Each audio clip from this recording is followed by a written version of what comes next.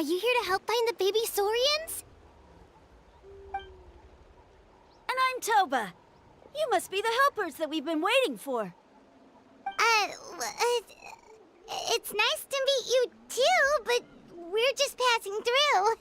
Oh, but Uncle Sanka said he was gonna send some of his friends over to help us. You sure he didn't mean you?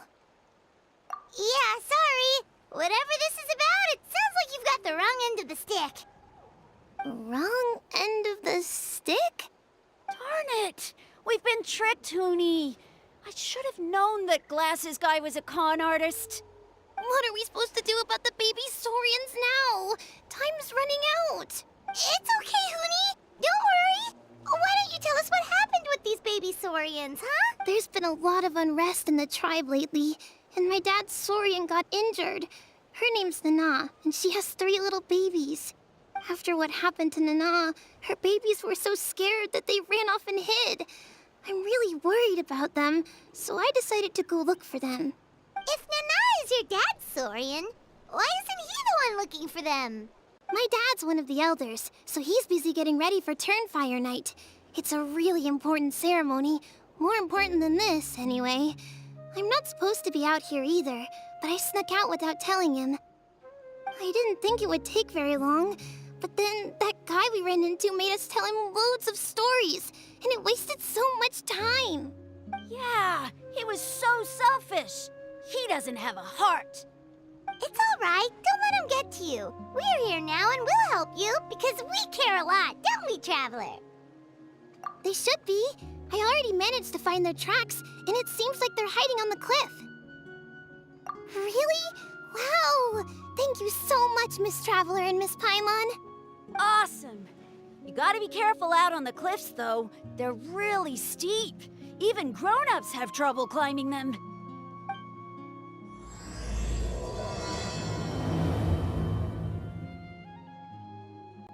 Goody said the baby Saurians are on the cliff, so let's find a way up.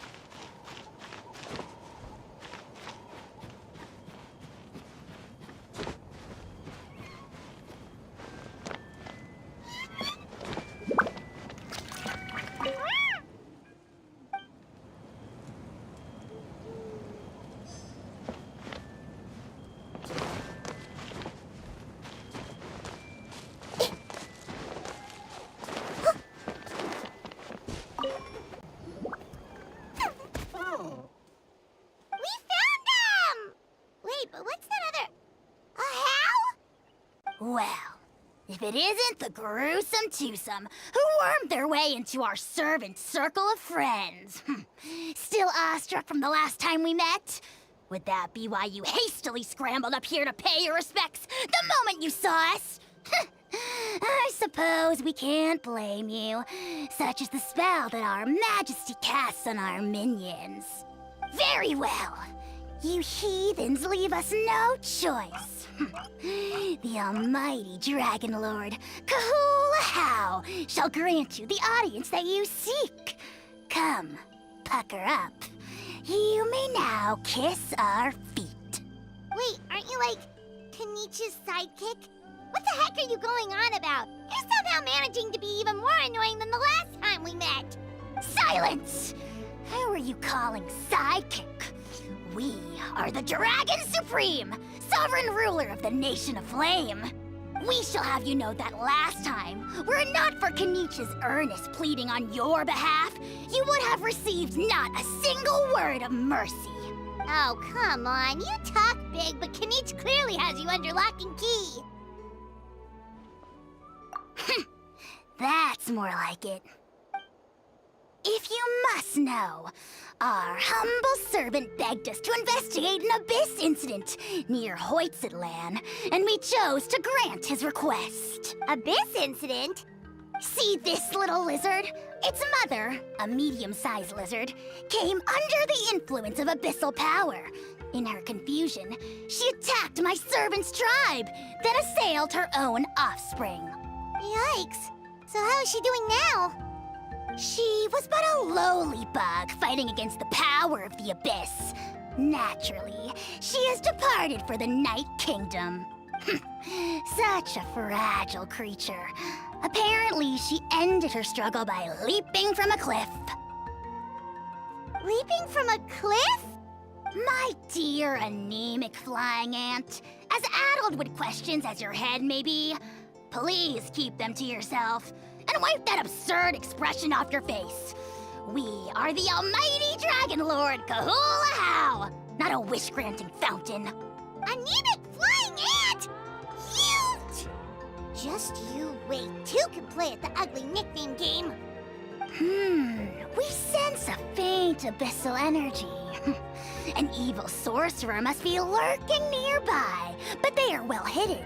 If you encounter any suspicious outlanders, be sure to give them a robust interrogation. Suspicious outlanders? Wait, are you mocking us? Ha! How dare you cast aspersions on your ruler, heathen! You're just lucky that our servant has such vile taste in friends. Otherwise, we would beat you black and blue, and then purple, then black again! If you're not here to kiss my feet, then get out of my sight. Do not impede the work of the almighty Dragon Lord, Kahula-How! Potty mouth on that guy! Paimon is furious! Still, good to know about the abyss threat, huh? Wasn't expecting that. Let's not get sidetracked.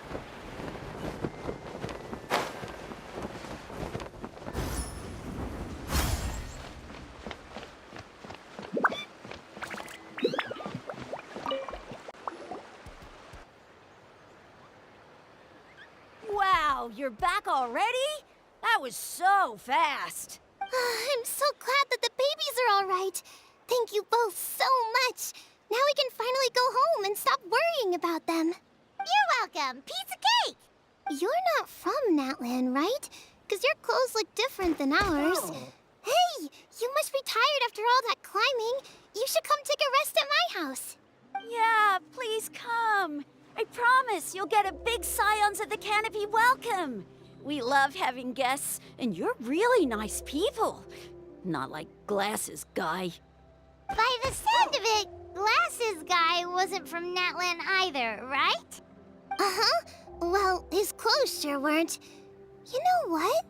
Now that I think about it, there was something really fishy about him. Really? Maybe he was the suspicious outlander that Ahau mentioned. Sure, if you're interested. Oh, let me think. How did the conversation go again? Oh, please, mister.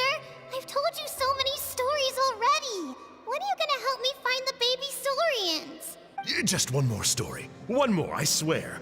Why don't you tell me more about that ball of fire?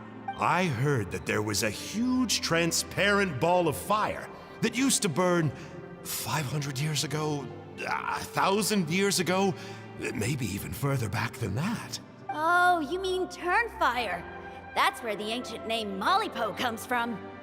Oh, wow. So it was the origin of an ancient name. That's impressive. Uh-huh. There's a story behind every ancient name. The legend goes that the Turnfire first appeared in the era of the Grand Alliance. It was used by the tyrant Och Khan to rule over Natlan and oppress anyone who opposed him. Turnfire is different from normal fire. If you get set on fire with it, you'll feel horrible burning pain from behind you, but you won't die from it right away. And whatever you do, you mustn't turn back to look at it. Why? What happens if you turn back? As soon as you turn around, poof! You get burned to a crisp. Well, good golly gee. I mean, it's one thing to singe someone's clothes, but burning people alive? That is a big no-no in my book. Right? How nasty is it to burn someone from behind and not even let them turn around to look? Ochkon really was an evil tyrant. Yes, shocking behavior. Now, let me guess. Eventually, a valiant hero came to save the day? That's usually how these stories go. Good guess, Uncle Glasses. Seems like you really know your stuff. The hero was called Yupanqui. He's the ancestor of our tribe. Yupanqui was friends with Ochkon the tyrant, and also Shibalanke, the first Pyro Archon. He was working as an ordnance officer for the Grand Alliance at the time.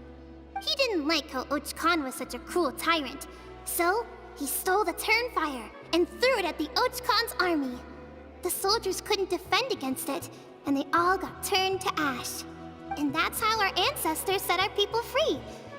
But just as he was about to leave the city, he thought he heard Ochkon calling out to him from behind. It caught him off guard, and he turned around to look. But Ochkon wasn't there. All he saw was a city burned black, an army in ruins, and giant flames reaching up into the sky. A split second later, the flames he saw burst out from inside his eyes and swallowed him up. All it took was a single glance. As soon as he looked back, he was burned to a crisp. The question is, was this the price he paid for stealing the Turnfire, or the price of turning back? Nobody knows the answer. But the fire that consumed Yupanqui burned more fiercely than any other. It burned for 100 days until it burned a hole right through the ley lines. And then, the flame dropped into the deathly dark Night Kingdom, where it still burns to this day. The grown-ups say that it lights up the path that leads to the next life. But for the dead to be reborn, they have to accept the flames and be purified by the fire first. It's like a final look back at your life, where you have to answer for everything you did. Anyway, that's the story of Yupanqui's Turnfire. Ah, a fine parable indeed. So, is it true? Is it really possible to find this fire in the Night Kingdom? I don't know. I think it's just a story. Either way, I assume this name has been passed down in your tribe ever since? Sure has. It went to Burkina, the hero that we celebrate on Turnfire Night. But that was 500 years ago. Yeah, and now belongs to Kinich. So we often call him Malipo Kinich. Kinich, huh? All right, Uncle Glasses, that's enough stories. Now, can you please go find the baby saurians for us like you promised?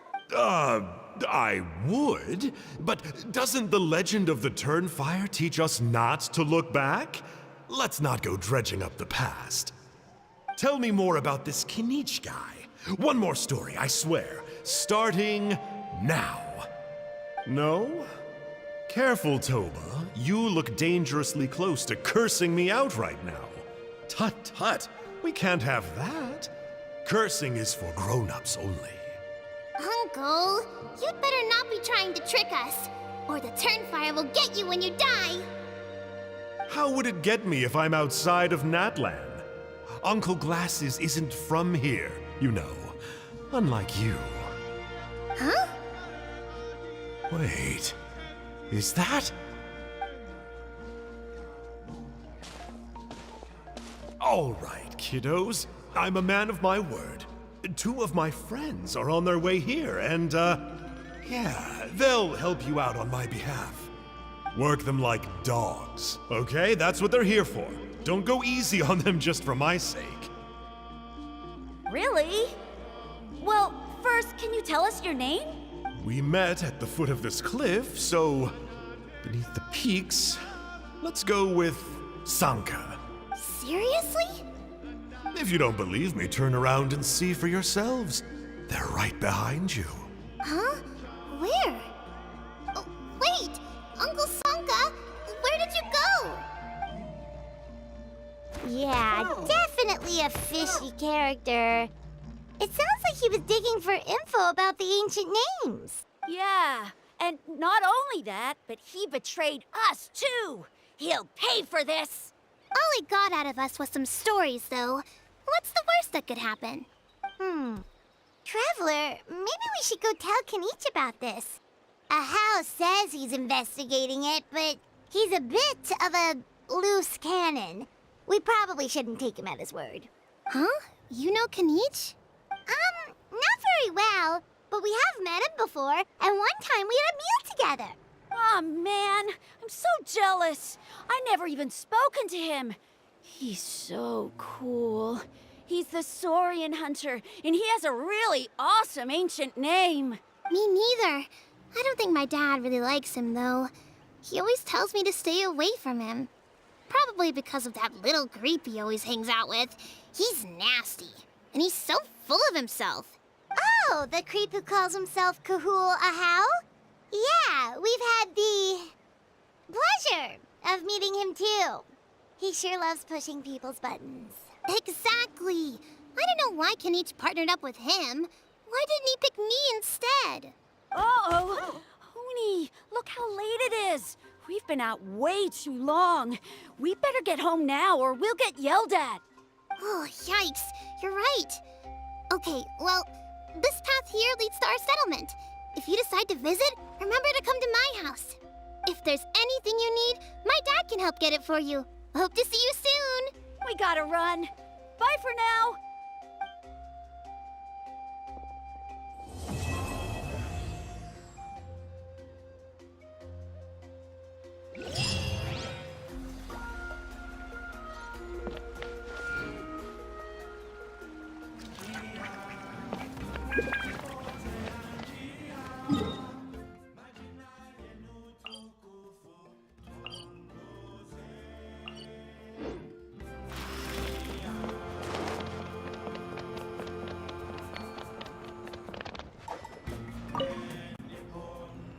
Hoonie, what were you thinking, going out by yourself?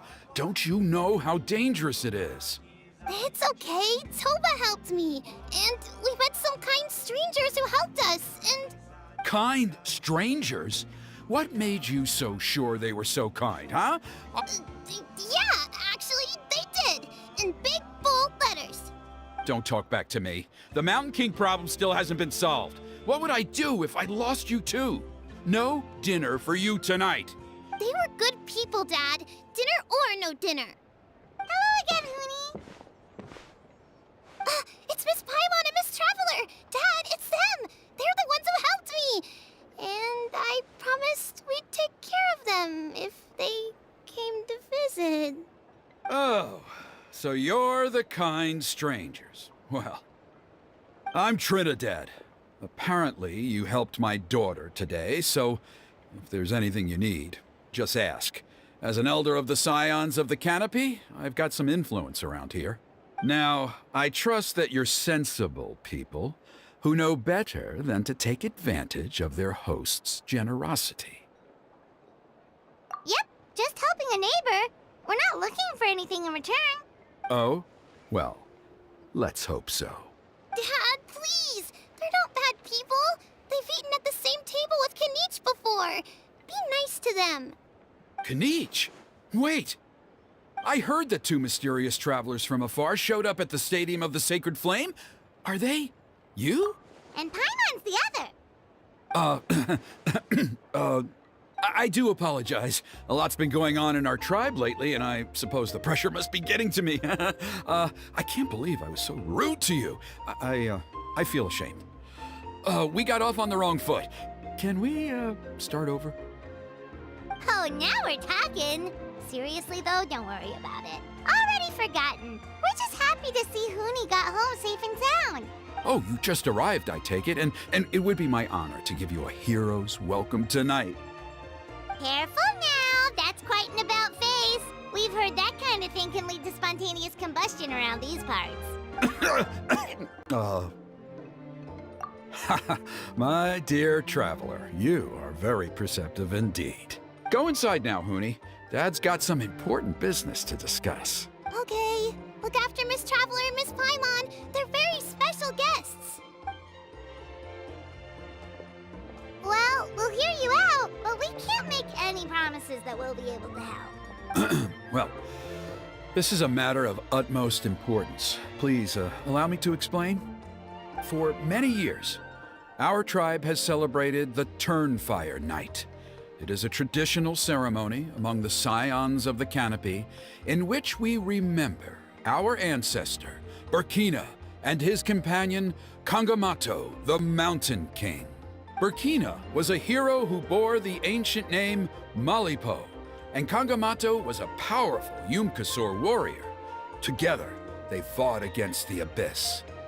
They were victorious, but it came at a great cost. Burkina paid with his life. The Mountain King survived, but was contaminated by the Abyss, and he remains in hibernation to this day. Normally, Yumkasors never live longer than a century.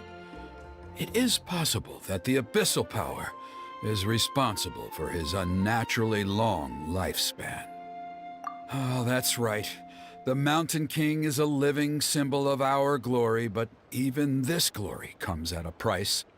The abyssal power inside him is highly sensitive, and when it is disturbed, he awakens and flies into a blind rage, attacking anything that moves. So, besides the ceremony, another important part of Turnfire Night each year is cleansing the abyssal power inside the Mountain King so that he will remain sound asleep.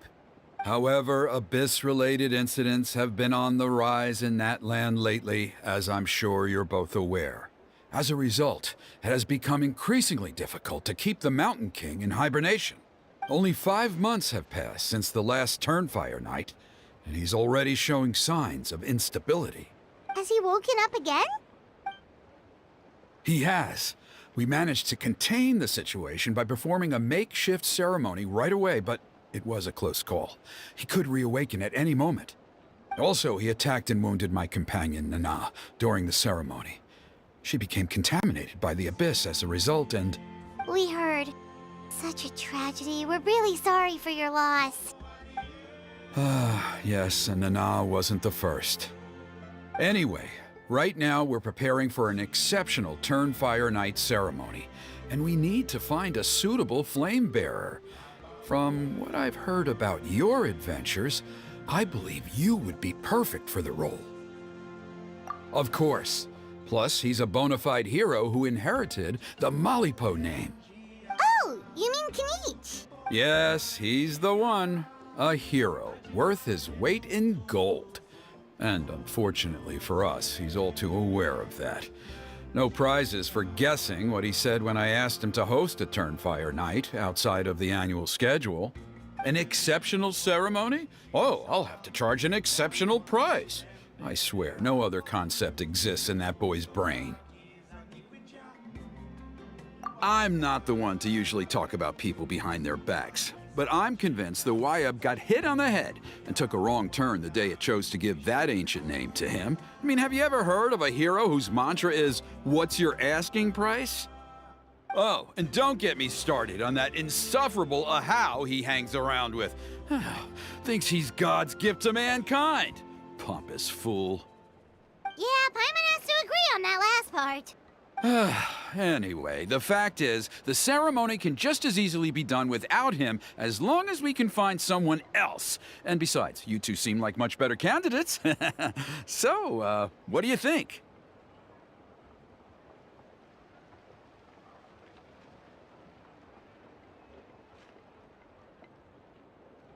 Well, there's only a few days left before the ceremony.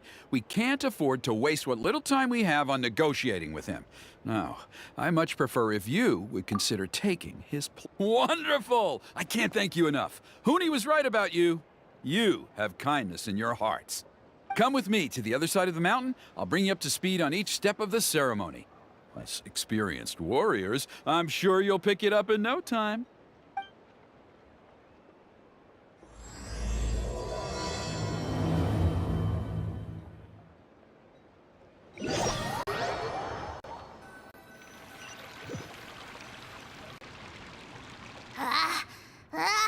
Achoo! Curses! Who dares insult the great Kahula How behind his back? Oh, great Kahul Ahau, bless you. Shut your filthy mouth, worm of the abyss! Your putrid words defile the air we breathe. You make the almighty Dragon Lord, Kahula How, sick to the stomach! Speaking as a member of the Abyss Order, that's music to my ears. Exactly the kind of reaction we're going for. But on a personal level, I gotta say, it's pretty hurtful. Ugh, never have we heard such brazen blustering from someone who is inches from death! Up yours, Four Eyes! We spit in your face! Okay, well, that I am at a loss to explain. How do I manage to stay so chirpy and cheerful? I can only guess it's some kind of powerful magic. But I digress. Mr. Kinich, I admit it, you, sir, are a legendary hunter. Still, the only reason you caught me is that I was reluctant to run away. You see, I'm very interested in the lore of your tribe. Okay. Is that it? Kay? Aren't you intrigued to know what it is about you guys that prompted a visit from the Abyss? It's the extreme sports!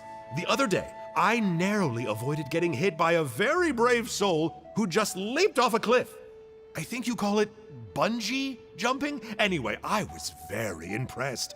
That is what I call embracing the spirit of adventure.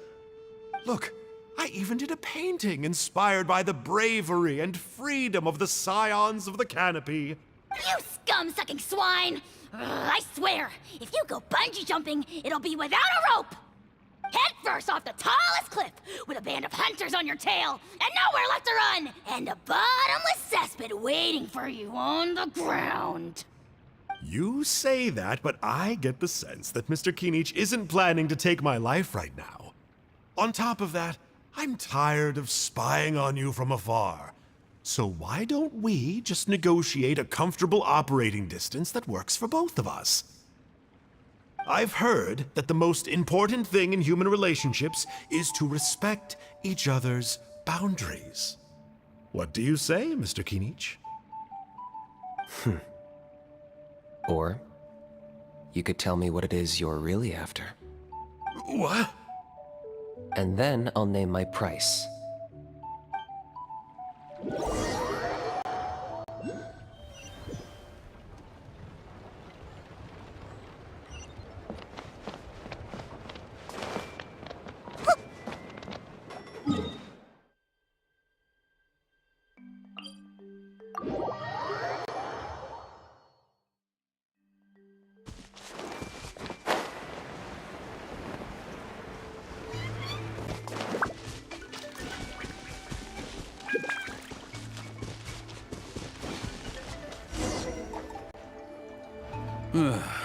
The Abyss contamination is back. No surprises there. No doubt that explains the Mountain King's recent activity. See those torches over there? Those are the Sacred Flame offshoots that we requested from the Stadium of the Sacred Flame. They contain the power of the Pyro Archon. Are you saying that the Sacred Flame and the Turnfire are the same thing? Well, for ceremonial purposes, at least.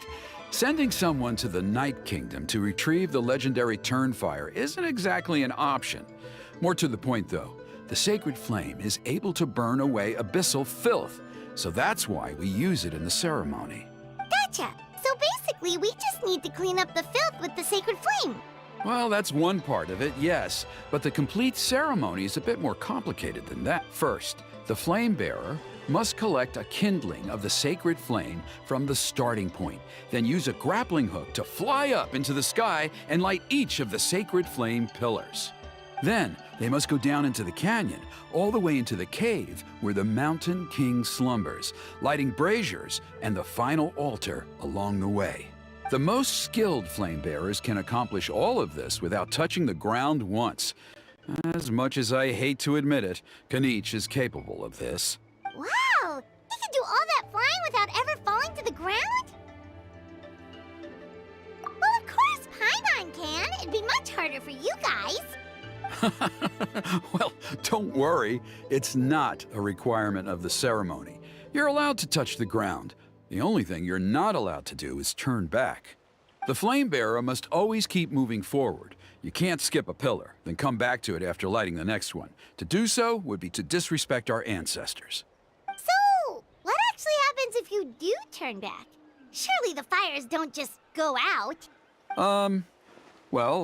If you're not careful, you might get burned. What about today then? Does the same rule apply?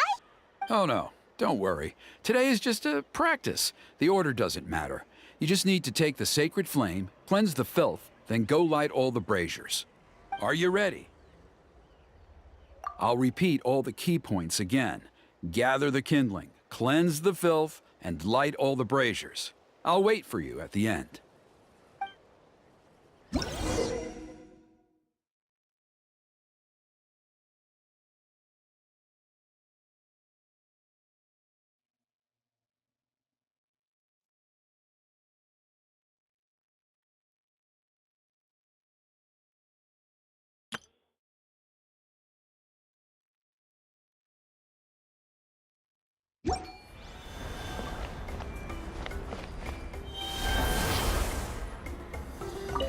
Alright, let's use this kindling to complete our mission.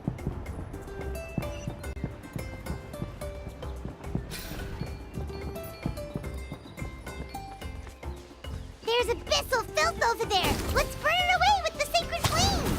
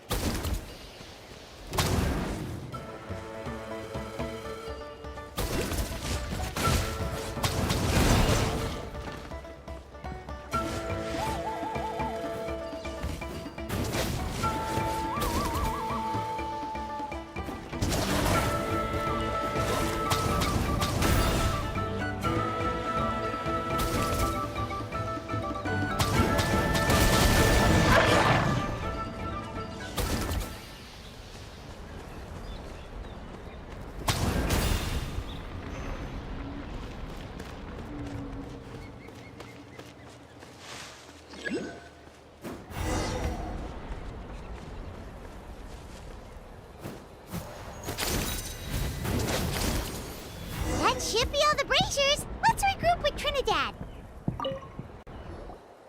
I knew I was right about you. You have outperformed all of the other previous candidates. If there was an ancient name for outstanding flame bearers, I'm sure the Wyab would consider you for the honor. Yeah, although it would probably take Paimon quite a bit longer. All right, now there's still a few days left until the ceremony, and I should probably get back so I can inform the chief and the other elders that I have found the flame bearer we need. Oh, you mean they've still got to sign off on it? Some of them are still hoping we can come to an agreement with Kinich, but that's only because they haven't seen you in action. Still, I'm the one responsible for securing a flame bearer, and my recommendation is you. Just for Paimon's own peace of mind, are you sure it's not going to be a problem having Outlanders take on such an important role in your ceremony? See that place over there? There was a time, long before the age of Burkina and the Mountain King, when we, Scions of the Canopy, called that our home. After a period of upheaval, our ancestors were forced to move away. Now, it has become a place where our youths go to develop courage and kindle a spirit of adventure. If we fail to keep the threat posed by the Mountain King at bay, it might not be long before we have to move again and find a new home. So, to answer your question, I think everyone will agree that you are the right choice. Fair enough. Desperate times call for desperate measures. I'll need you to drop by my place at some point before the ceremony, if that's all right. There are still a few final details that we need to discuss. Okay, see you later then. You have my gratitude. We've helped out with a lot of other local festivals before, but this one feels a little different. Anyway, let's take a break before heading back to Trinidad's place.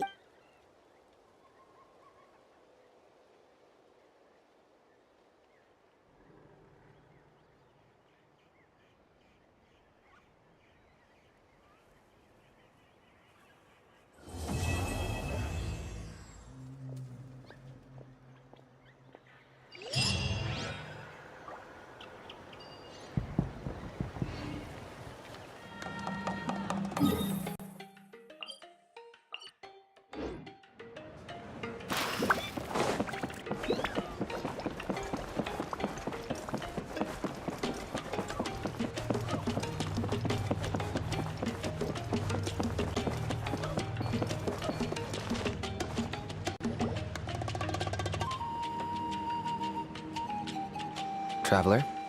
Paimon? Kinich! Fancy meeting you here. We've actually been looking for you. I'll get straight to the point. I hear you accepted a proposal from Elder Trinidad. Oh, the, Turnfire Knight, you mean. You were still his first choice. It's just... Oh, jeez. It's not what it looks like, promise. Chill, it's cool. I only mention it because there's something you should know. And I suspect Elder Trinidad hasn't been completely forthcoming with you. His true intention is to resolve the Mountain King problem once and for all. Once and for all? You mean this'll be the last Turnfire Knight ever? That's right. He wants to use you to send the Mountain King to the Night Kingdom. To the Night Kingdom? You mean... To his death. Whoa, are you serious right now? You shouldn't go blurting out accusations like that. It could get you in trouble. Too blunt? Okay. I'll phrase it more gently. There is potentially a possibility that Elder Trinidad may be hoping that during the course of the ceremony, you kill the Mountain King dead. But that's ridiculous. He told us the Mountain King is a living symbol of your tribe's glory. And that glory comes at a price. Oh, that's right. The Mountain King is a living symbol of our glory, but even this glory comes at a price. Ah, yes, and Nana wasn't the first.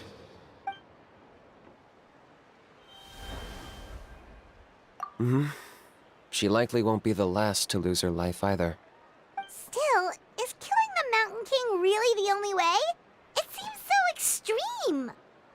The Mountain King is a unique case when it comes to abyssal contamination. It's eaten away at him for so long that it has consumed him entirely, and the damage is irreversible. That evil power has both driven him insane and kept him alive over the centuries.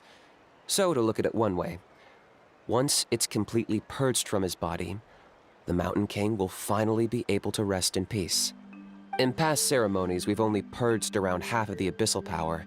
This was to strike a balance. To keep him alive, but also keep him asleep.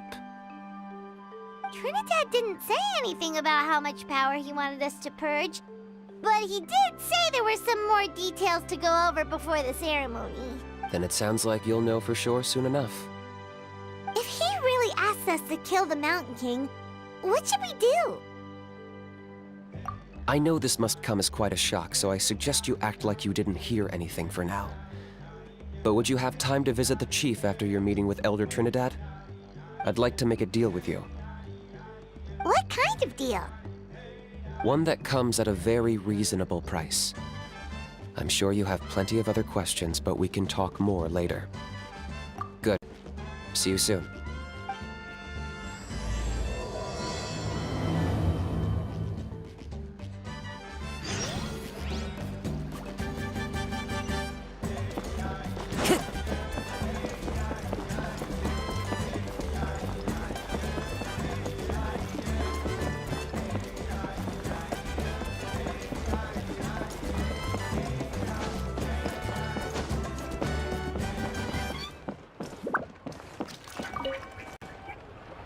Ah, mighty Outlanders, you have returned. Did you have a good rest? It was, pretty good, yeah. Glad to hear it. Things are progressing very smoothly on my end. Many of the elders have heard of your heroic deeds, including the chief. They all speak very favorably of you. There are still those who insist that the ceremony should be performed by the bearer of the Malipo name. But they're just stuck in the past. We need to move with the times. Plus, Kinich doesn't want to do it anyway. Exactly. So, now, it's time for us to discuss the finer details of the ceremony. We covered the fire lighting part of the proceedings yesterday. The next part is the purification of the Mountain King. It's quite simple. You just need to use the sacred flame. We've done it plenty of times before, and it's always very routine. I'm sure you won't have any problems. One point I'd like to stress, though, is that you need to burn away as much of the abyssal energy as you possibly can. The more we dispel, the longer the Mountain King will remain asleep. Asleep, huh? Precisely. In previous years, the Flame Bearer has often been unable to dispel a sufficient amount of abyssal energy. That's the only reason why we have to perform the ceremony on a regular basis. But I understand that you have a lot of experience fighting against the Abyss, and you seem to wield the sacred flame quite effortlessly yesterday. With your help, I'm optimistic this time we can dispel all the remaining abyssal energy from the Mountain King's body, freeing us from this ever-looming threat for many years to come. Traveler? So this doesn't faze you at all, huh? You clearly have a lot of confidence in yourself. If that's all you really need to know, the ceremony's in 3 days. I'll come and fetch you when we're ready. In the meantime, feel free to take a look around our settlement. It would mean a lot to the elders if you got to know some of our people. And if you wouldn't mind helping them out with a few errands here and there, that would be even better. So now we have extra errands to run? Maybe we should add a little extra to the price. Just a humble suggestion, that's all. It will help you gain the respect of our people, and as a mighty hero, I truly believe that's what you deserve. I'll be sticking around for the next few days, so if you have any questions, you know where to find me. Seems like Kinich was right. We should go meet up with him right away. Emotional support is important.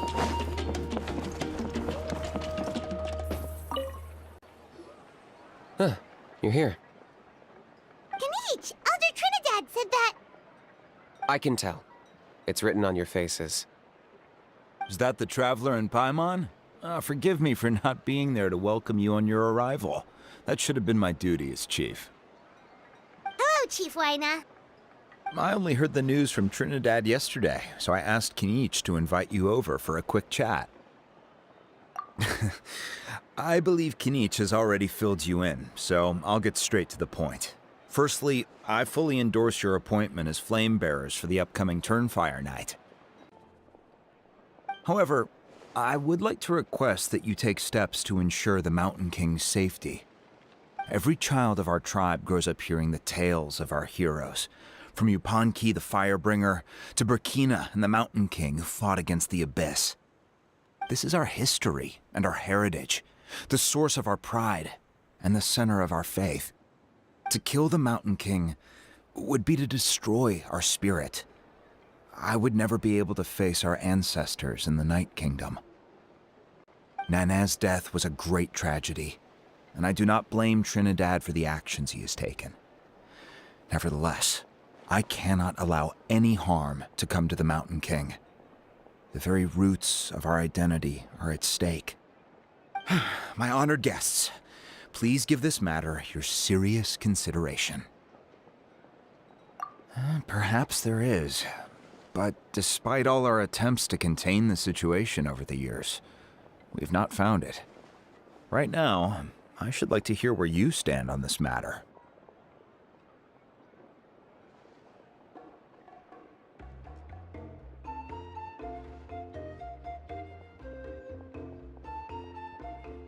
Running away won't solve anything. You just need some time to think this through, that's all. Don't worry. We'll come up with something if we put our heads together. Thank you both. There are still 3 days left before the ceremony. I hope they will bring you clarity. So, Kinich, earlier you were saying that... Let's walk and talk. I'll show you around the tribe. That works too. Paimon needs to get some air after this.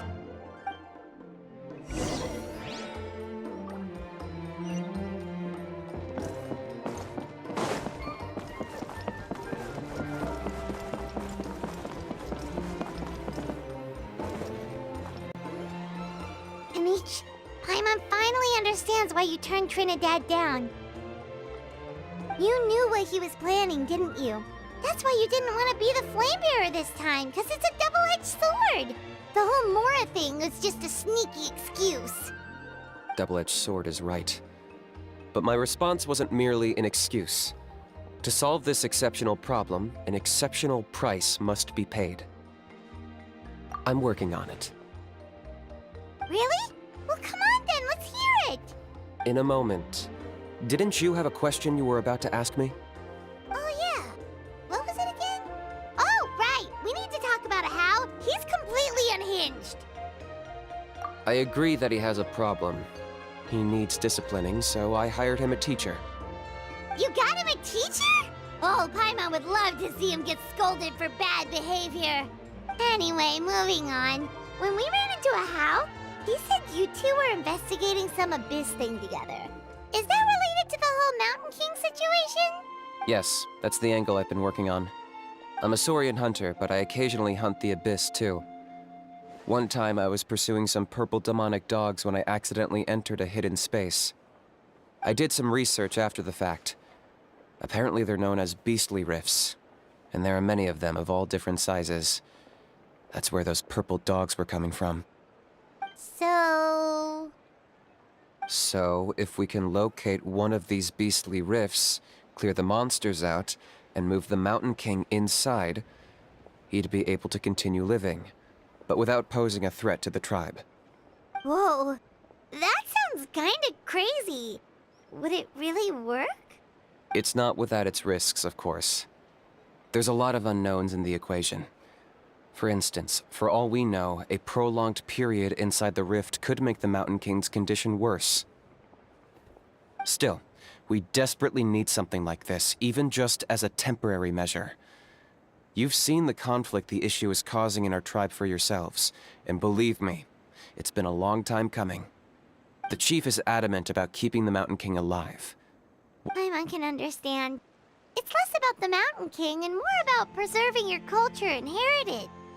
Yes, but on the flip side, you've got people like Elder Trinidad, who is more concerned about protecting the people he cares about now and into the future. And he has every right to take that view. It's one thing to try and preserve the last remnants of a glorious past, but making your kin pay the price for it? No one can seriously tell them that's a fair trade. You're right. There's no easy answers here. Let's leave that to one side for a moment and assume we go with your plan. Because at least in our experience, the dogs open the rifts when they want to attack us, not the other way around. I think I know a way. You have any better ideas? Not at the moment, but it just feels like using the power of the Abyss for our own ends isn't gonna end well. After all, the Abyss is what turned the Mountain King into a monster in the first place. People are gonna think you've lost your marbles.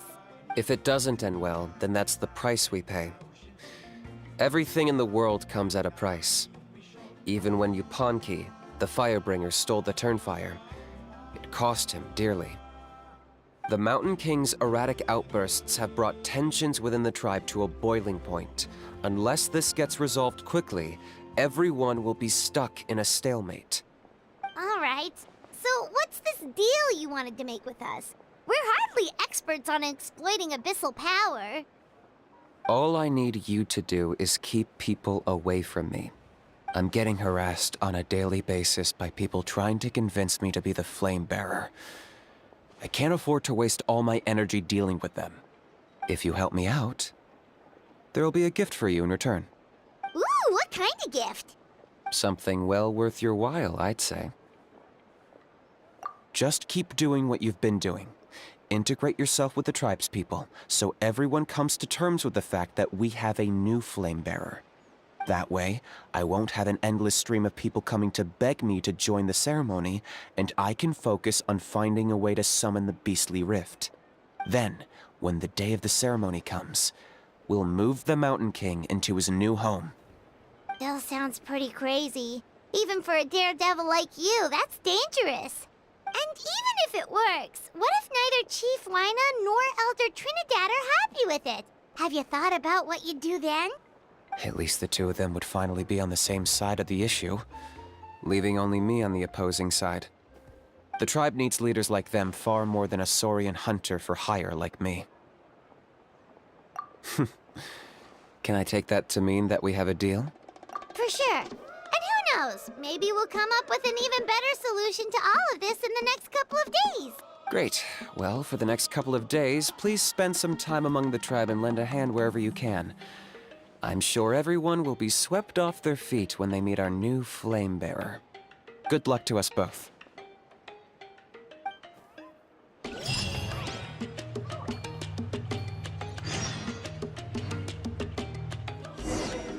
Okay, task for the day.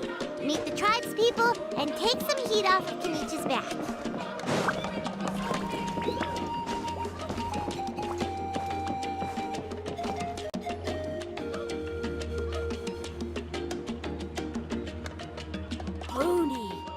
How can you call the Mountain King a monster? Because he hurt a lot of people. And look what happened to Nana. But it wasn't on purpose. The Mountain King is sick, that's all. He's been hurt by the Abyss. That's true. But the fact remains that he's now a threat to all of us. How can you be so harsh to someone who's sick? If you don't take back what you just said, I don't know if we can carry on being friends. Toba, Huni, what's wrong? Huni's saying nasty things about the Mountain King. It's not right. He's our hero. Once upon a time, maybe, but not anymore. Yesterday, maybe, but not anymore. Toba? Fine. I guess my dad is right. Things change, and you just have to accept it and move forward. As of today, our friendship is over. There's no going back. Oh, come on, cut it out, you two. We have some great news to tell you. The Traveler is gonna be the flame bearer for the next Turnfire night. She's gonna do a beautiful ceremony and cure the Mountain King's illness for good. What? Really? So that's what my dad wanted to talk to you about?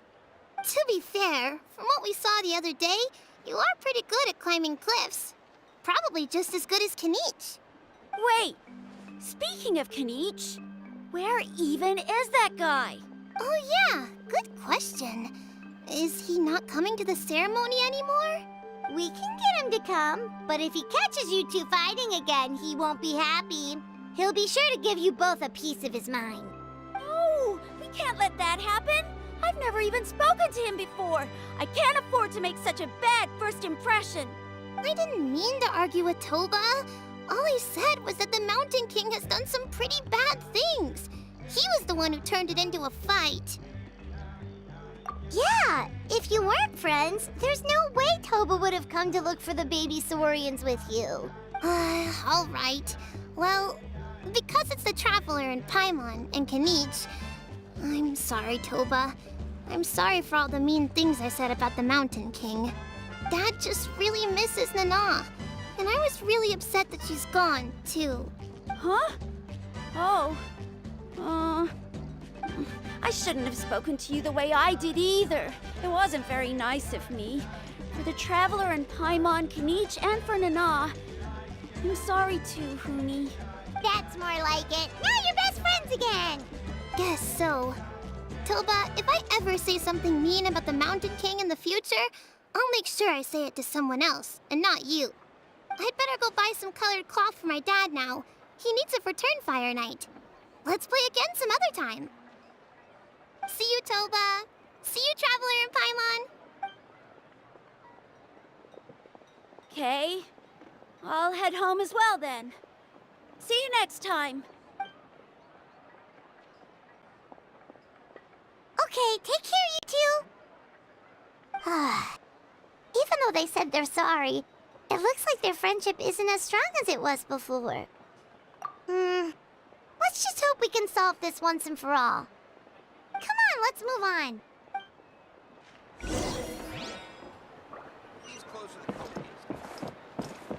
Huh? What's going on over there? Let's take a look.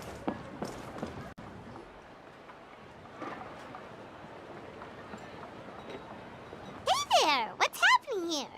A rehearsal for the Turnfire Night dance. Ooh, there's a dance involved? Paimon wants to learn too! You don't know it? Ah, I guess you're not from these parts, huh? It's rare to see a new face around the tribe these days. I thought everyone would be keeping away. Why do you say that? Because of the Turnfire Night, of course. The Mountain King could wake up at any time. That's why we're holding an emergency ceremony. This isn't one of those fun and games festivals. For outsiders, it might even be a little dangerous. Well, did you know that the Flame Bearer this time is actually gonna be an outsider? Oh, I did hear about that. It's a first for sure. I would have loved to meet them in person. What? Oh, it's you? Man, oh man. Well, this is a nice surprise. It's funny.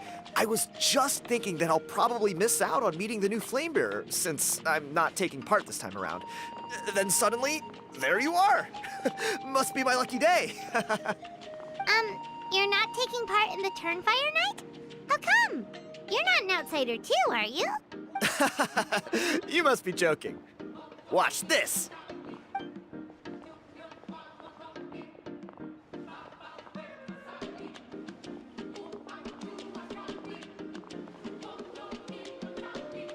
Not bad, right? Yeah, I'm considered one of the better-looking guys who dances beneath the pillars of the sacred flame. Been doing it a few years. Always gets the ladies out to watch. Oh, very impressive. So why'd you quit? Well, I feel like the whole Mountain King situation is getting more and more precarious. It's just not safe here anymore. One of our elders' Saurian companions even lost her life not long ago. The question is, what are we going to do about this in the long term? But our leaders don't have any answers for us. They're probably too busy fighting about it amongst themselves. The way things are going, it's only a matter of time before it gets violent. So I figured, you know what? Now's as good a time as any to get away for a little while. Go do some exploring. You look a little disappointed. Disappointed? Nah, it's a great opportunity to go see the world. As every male scion of the canopy knows, wherever you are and wherever you go, the only way is forwards. We take pride in that. I won't forget my roots. I managed to get in touch with the Saurian Relics Association. They gave me a simple test. Find a decent quality relic, and they'll make me a member. What's the Saurian Relics Association? You've never heard of it? It's a group of amateur history enthusiasts who do research on the ancient Saurian era. They're all about collecting relics and remnants from that age. Speaking of which, the guy who was Flamebearer before you, I've heard that his Saurian buddy comes from that time. A how? A how's a relic from an ancient Saurian civilization? Oh, yeah, him. So you know those two already, huh? Then, do you know how they met? It was deep inside some mysterious ruin, and they signed a contract there. The association folks say that the kind of contract usually comes with a huge hidden cost. Really? That sounds ominous. Who knows? But if it's true, Kinich can probably handle it. He knows what he's doing with weighing up contracts and costs and stuff. I doubt he'd make a contract that doesn't benefit him. Strangely enough, I actually happened upon a strange mural a while back, and it looked to me like it was depicting a Saurian and a human involved in some kind of Saurian-era contract ritual. Oh, does that count as a relic then? You bet it does. I was all ready to go take a picture of it and use that as my entry ticket to the association. But after all the abyssal activity recently, I heard that area's been overrun by monsters. The best laid plans, huh? I'll just have to wait and see if things improve. Or... you look like you know your way around a fight. I don't suppose there's any chance you'd be able to help? If all you need to get is a picture, that should be pretty achievable, right? The Traveler deals with monsters all the time. It's a piece of cake. Wait, you're seriously gonna help me out? Come on, it's no big deal. Compared to some of the things we've been roped into before, this is nothing. Pyro Archon above, you two have hearts of gold, you know that? You're the kind of people who could dive into the Turnfire deep in the bowels of the Night Kingdom, and it wouldn't burn a single hair off your head. Of course it is. All right, come with me. I'll show you the way.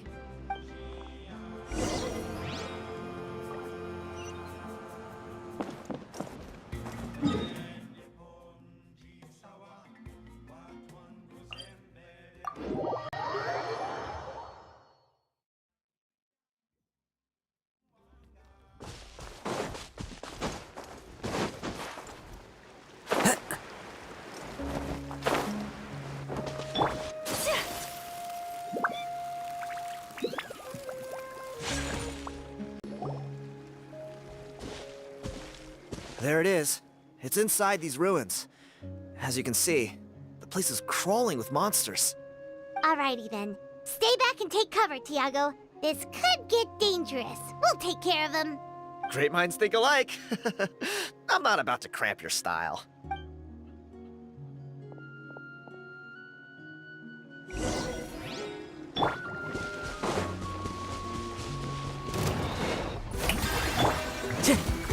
One with nature. Take flight! Embrace the ice!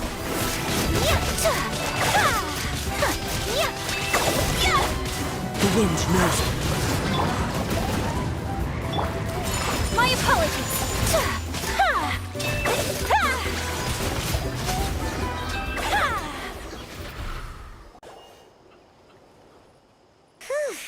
That should be the last of them. It's a good thing Tiago had the sense to stay in his hiding place, or things could have gotten really hairy for him. Hey, look! That's gotta be it, right? Definitely looks like a mural. True. Now that you mention it, most ancient murals take up a whole huge wall. This looks more like someone with a paintbrush got bored and started doodling. It does match the story he told us, though. There's a Saurian and a human. So, is that supposed to be what an ancient contract ritual looked like? Whatever. We're not here to decipher it. Just photograph it.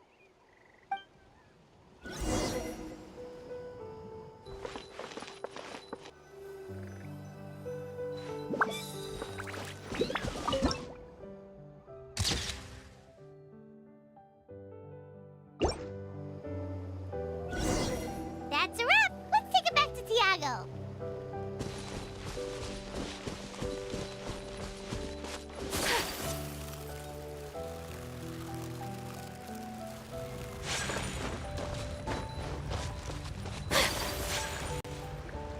You've been robbed? Oh, Ponche. And I thought my luck was bad. Oh, I put blood, sweat, and tears into that, and now I've got nothing to show for it. Some gap-toothed goon stole it from me.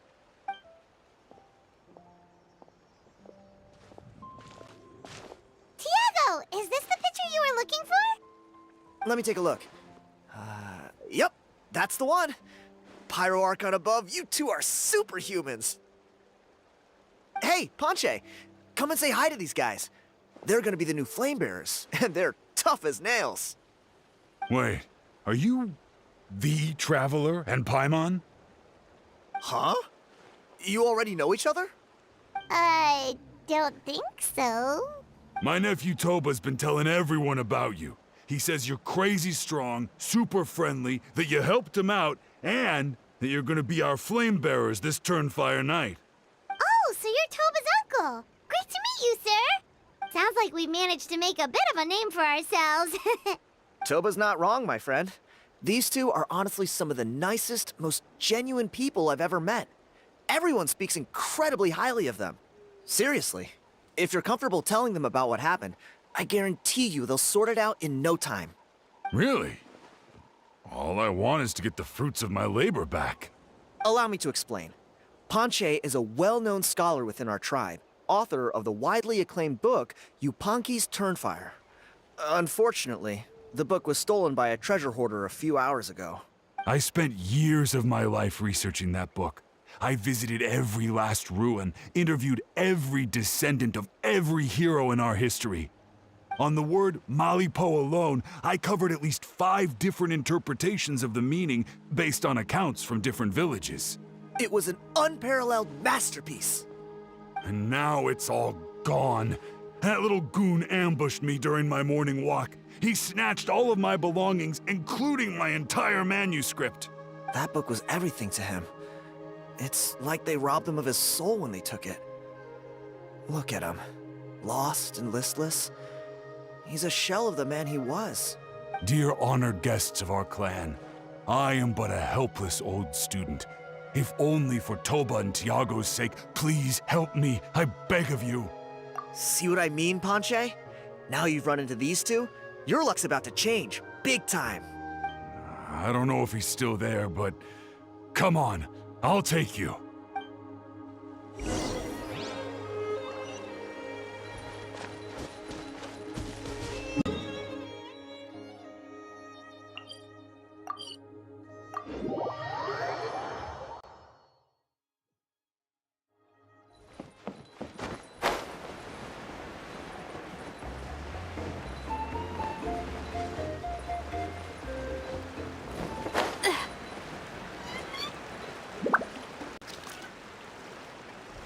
Hey! You thieving rat! Give me my things back! What do you want now, you old bum? God, you're a waste of space. Prepare to get shoved butt first into a tree hollow. Oh, what's this? Brought a little bodyguard with you, huh? All right, let's see what you've got. What's this? Eat dirt, suckers!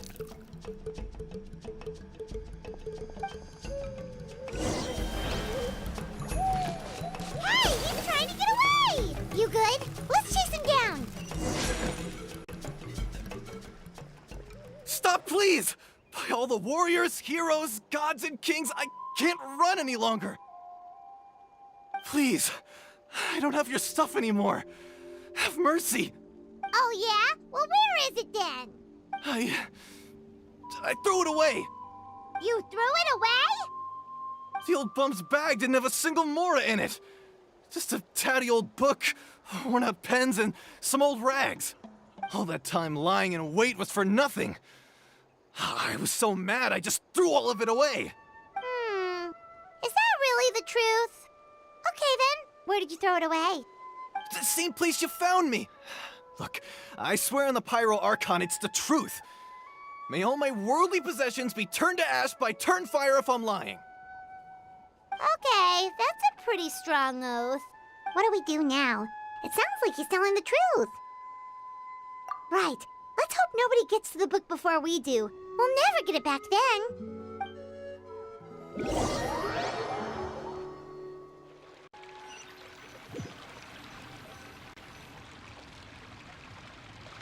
Although the Turnfire is a heroic symbol in Hoytzatlan, it always comes with the more ominous implication of eventual tragedy. This holds true for all bearers of this ancient name in recorded history. Each one of them died of non-natural causes, as if the specter of the Turnfire was always lurking in the background. This appears to suggest the existence of some higher power that is always watching the name-bearer, examining their actions, and eventually demanding payment in return. None can escape this payment, unless, perhaps, they could honestly swear by Turnfire to never make a single mistake in their entire life. Yupanki's Turnfire. What an incredible work on ancient name philology. I can't believe it was just lying there for me to take. Let me see, the author is Panche. Nice. A gentleman and a scholar. Silence, book muncher. The great Kahulahow will suffer your droning voice no longer. Do you truly find no joy at all in perusing such rich historical records? Joy? What joy is there in this pointless drivel? Well, it makes a pretty shocking prediction. Every bearer of the ancient name Malipo eventually meets a grisly end. Maybe that's the price you pay for the name that means price? What? You're saying Kinich will die a violent death? So I'll finally get to take over his body? When will that glorious day arrive? The great Kahulahow demands to know! Wow, you are just irredeemable, aren't you? An agent of chaos down to the core. You make us Abyss Order folks look like saints in comparison. Silence, maggot! To presume that anyone compares your kind with the great Kahulahow is sheer vanity. And if that day ever comes, oh, your doom will soon follow. You don't need to lecture me about Doomsday. Here's what I know, based on countless historical texts.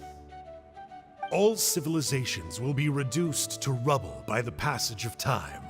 From ancient kingdoms, to heavenly thrones, to worlds beyond, there are no exceptions.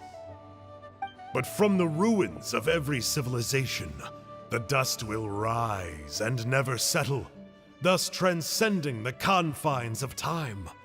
That dust is what we call a civilization's spirit. And you, great Kahulahow, are one such speck of dust from a bygone age. I've paid dearly for the chance to observe you up close. Now, let me take a good look at you. We'll see whether any memories of that age still remain inside you.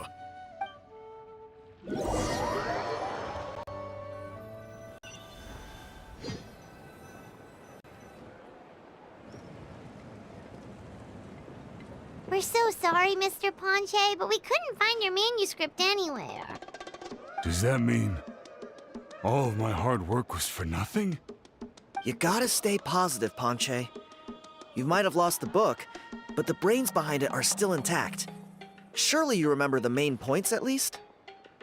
The whole reason I worked so hard to get it finished before the Turnfire night is because I hoped that maybe it might help us find a way through these trying...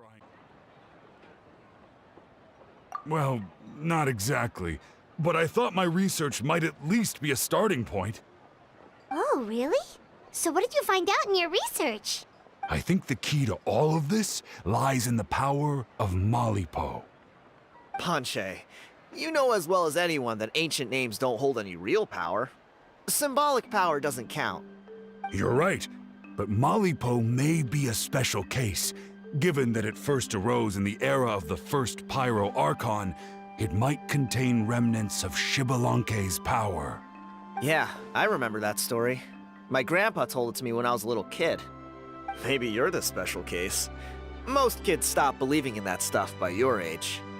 I'm not talking about childhood superstitions here. There is evidence. Like what? Like the fact that the Mountain King is still alive. Everyone attributes that to the power of the Abyss. But there's more to it than that. The key factor is that Burkina summoned the power of Malipo at the cost of his own life. If you don't believe me, then answer me this. How many other creatures can you think of who lived longer, not shorter, after being contaminated by the Abyss? Traveler, different situation but similar idea. Doesn't this remind you of the hilly? So, I came to the conclusion that Malipo must refer to some mysterious ritual involving a tit-for-tat exchange.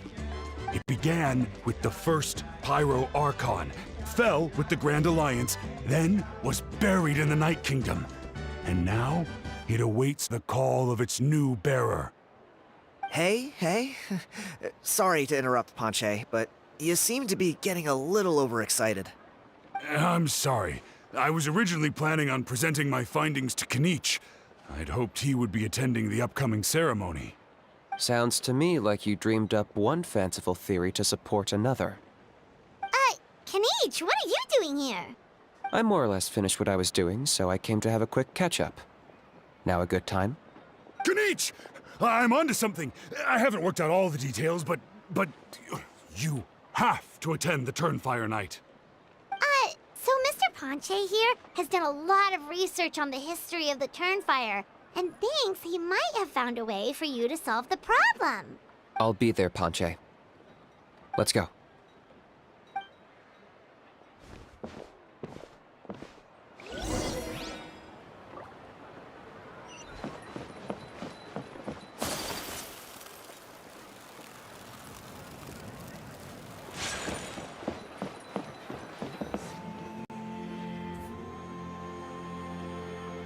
Here will do. Yeah. I'd like your help giving it a trial run tomorrow.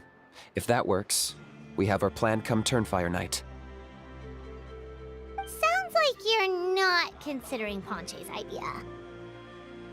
You heard him. He hasn't worked out the details yet. We need a more practical solution with concrete steps to follow. Yet?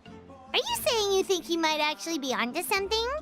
I think it's possible, based on something I know about the war 500 years ago. Burkina didn't fall to the Abyss. He was killed by the Mountain King in an episode of madness. In his final moments, Burkina made the fateful decision to not fight back, and instead pass his blood and power on to the Mountain King. Maybe he thought the Mountain King was stronger than him, and more valuable to the tribe. Or maybe it was just out of loyalty to his friend. Either way, I can believe the Turnfire was involved. Whether you think his sacrifice triggered it, or his fate was sealed from the moment he took the Malipo name, it makes sense to me. How can you drop these truth bombs with such a straight face? This is what I've gleaned from my many interactions with the Mountain King. His mind is so disordered. It took some time to piece it all together. The story Elder Trinidad told you was the more palatable version of events. The truth is even darker. The Mountain King's mind isn't just disordered. He is suffering and feels great shame. I believe he wants to be put out of his misery. What? Then what should we do? Should we grant him his wish? Of course not. We should help him move to a new home. It's the only practical solution. The Mountain King is a hero to my tribe. An object of worship, even. Ending his life would be like desecrating a statue. Still, he's been the cause of multiple disasters, and we can't afford to have any more. Ugh. Practical solutions hurt Paimon's brain. Can we follow our hearts next time? Then let's break for the day. I've already found a suitable venue for tomorrow.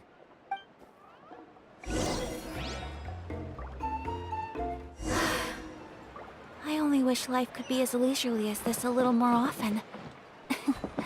How great.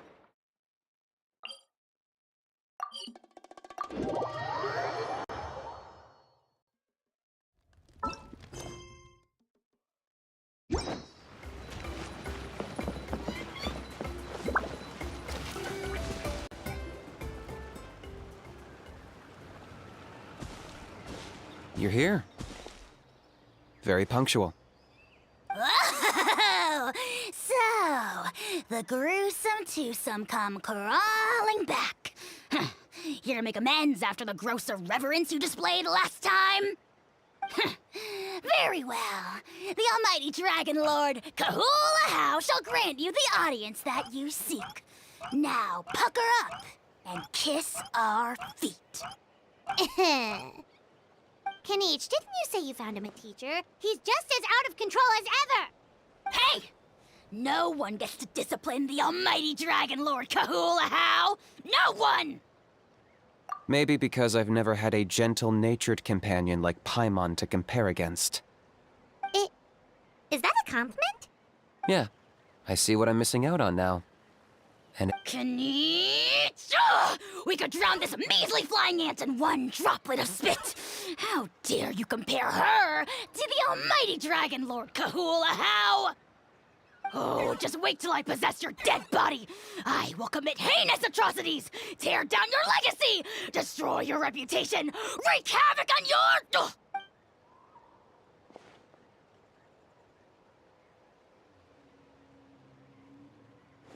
Traveler, Paimon, let's get down to business. Once we've opened the beastly rift, you're welcome to toss a how in there for a couple of days. With pleasure. You don't need to ask twice.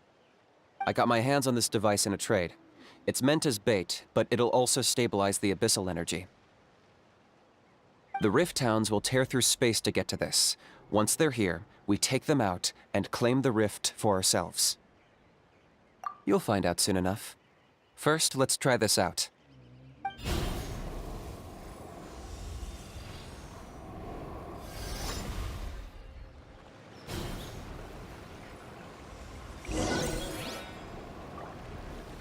They'll tear you to pieces given half the chance, so be careful.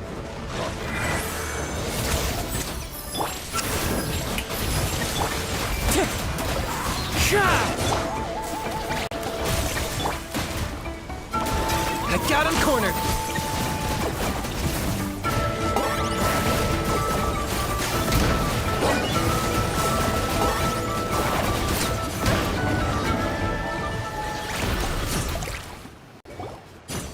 Uh-oh. Are there even bigger ones on the way? You see, Kinich? I'm a man of my word. In fact, I'd say I under-promised and over-delivered. Nifty little gizmo, isn't it? I take it this is your true form? Now that our deal is complete, it's time to start the next phase of our relationship. I made a promise to the great Kahula How, and now I'm here to seize your body for his use. Cliché, I know. The hero's trusted partner sells him out to the abyss in a shocking act of betrayal. Cue bad guy speech and drawn-out death sequence. Huh? Angel? Huh? Huh? What are you two doing here? Oh, Mr. Kinich, this is not what we agreed on. Traveler, this is the gift I got you. I know you're looking for intel on the Abyss Order, so I thought he might be of use to you.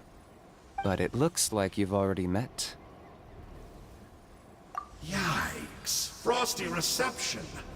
Gotta say, I kinda pictured this moment going a little differently.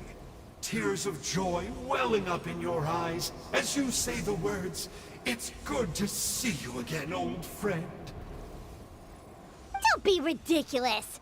Sounds like you've been reading too many romance novels. There we have it. Change is inevitable and nothing lasts forever. What a pity. Well then, time for you to meet the new me.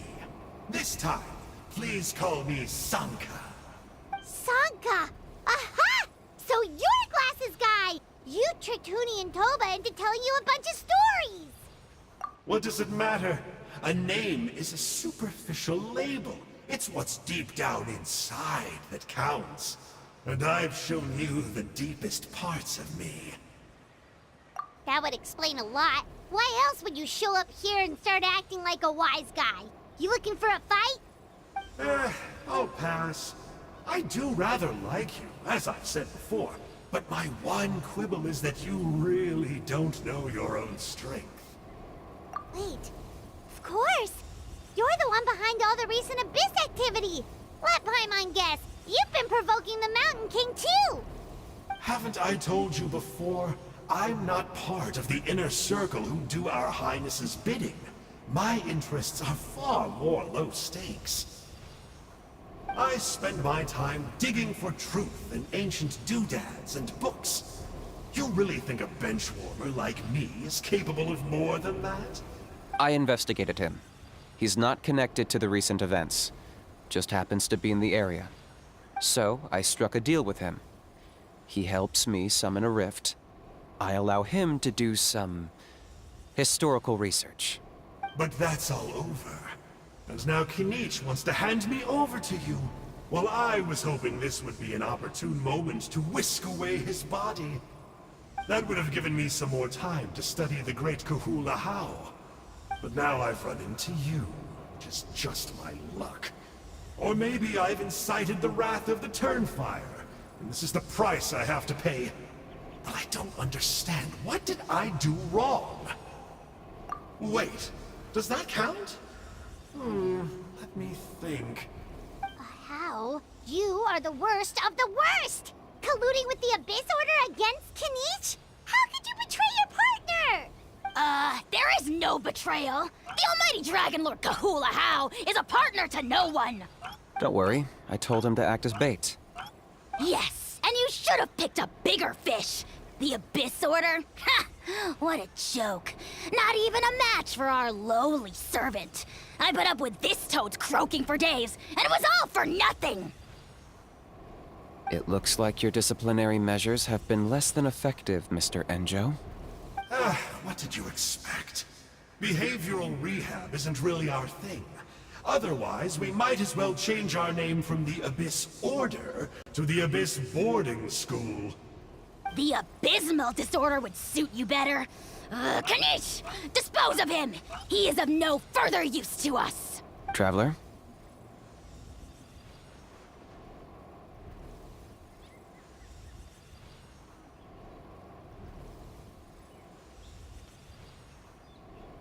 You see, this is why I like you. Still, you shouldn't underestimate me just because I'm a lowly clerk.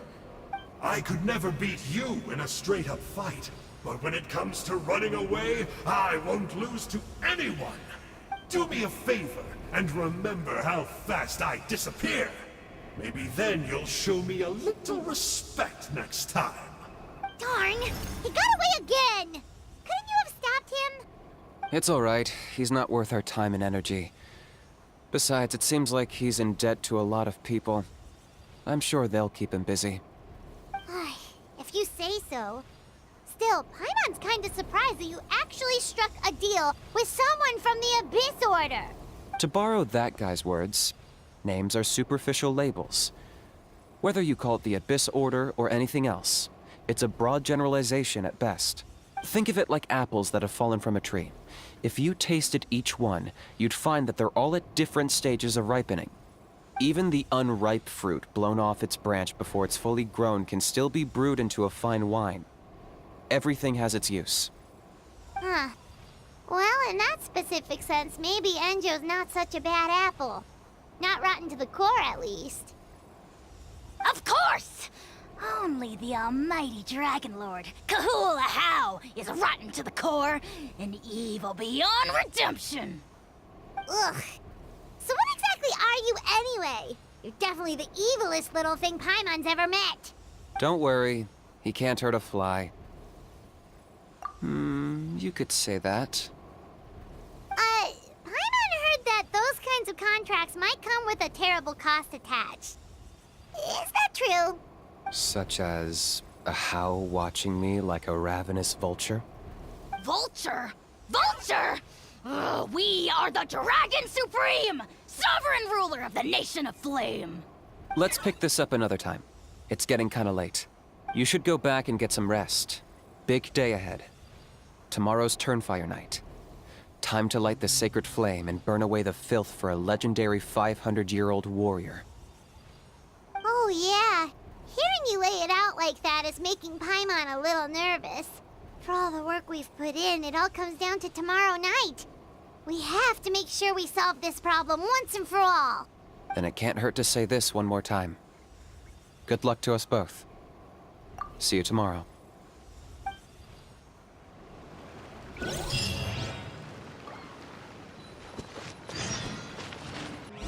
A blade embraces its duty. As a jeweler...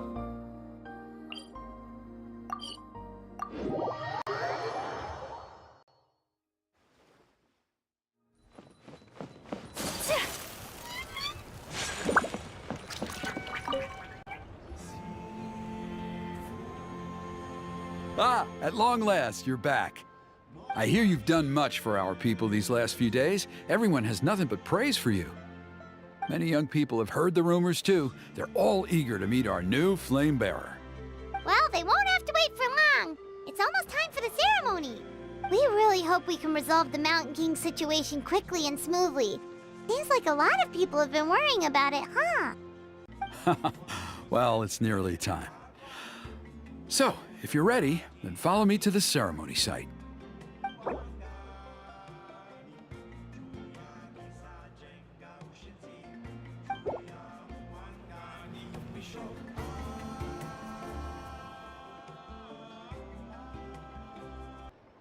Off we go!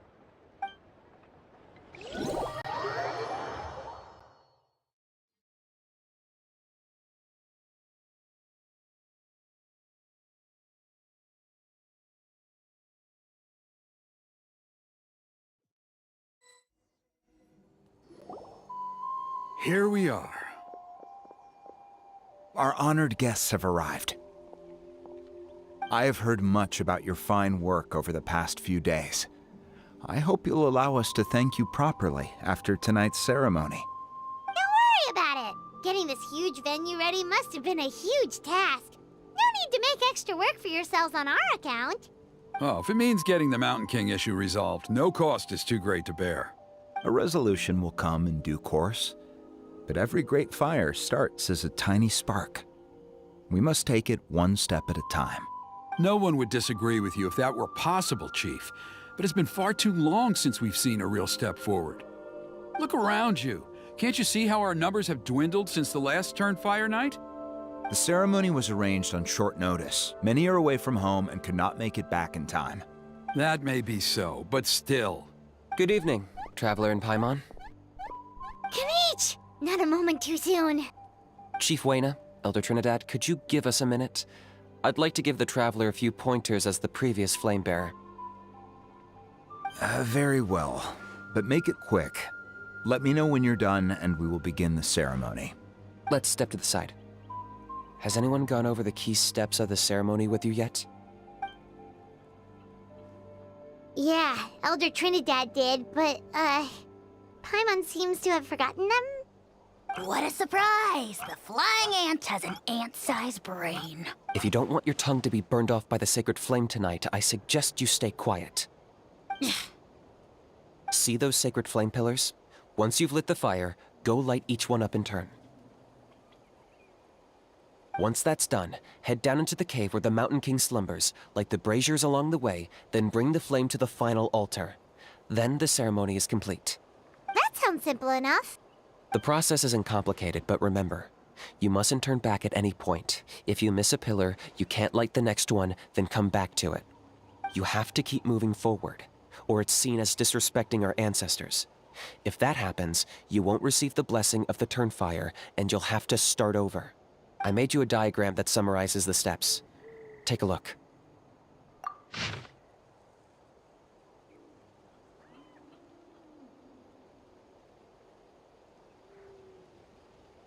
So that's our part. What about you? I'll be with you the whole way, and once you've lit the altar, I'll start summoning the rift. You can leave that side of things to me. Just focus on your part. Okay. We'll try to remember all that and get it right the first time. Ready when you are. But I think I saw Huni and the others just now. Maybe you should say hi before you start. Might make you less nervous. Just tell the chief when you're ready.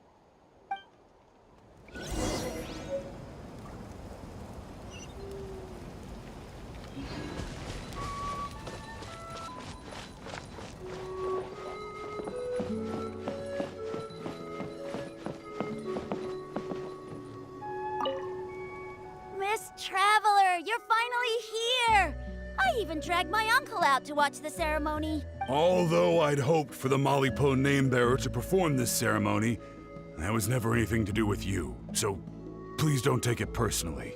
I got thinking last night, and I realized if the lesson of Malipo is to look forwards, then I should accept that my book is gone and start anew. Besides, I'll have even more to write about this time, given this will be our first Turnfire ceremony featuring a flame-bearer from another land. I'll be taking detailed notes. Good luck, Miss Traveler. You got this.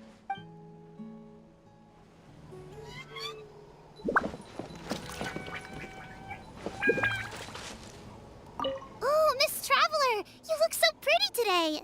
You're gonna make sure the Mountain King never threatens us again, right? I believe in you. I'll be cheering you on the whole time.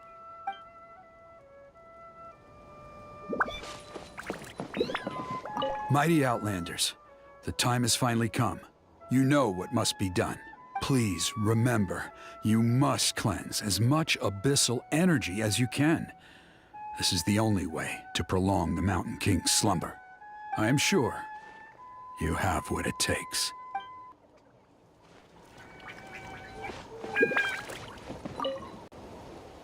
How are you doing? I'm counting on you. Don't forget what we talked about. By past fuel and present flame, life marches ever on. My brothers and sisters, the time has come to light the fire once again, and let the Turnfire night shine bright in Hoytzitlan.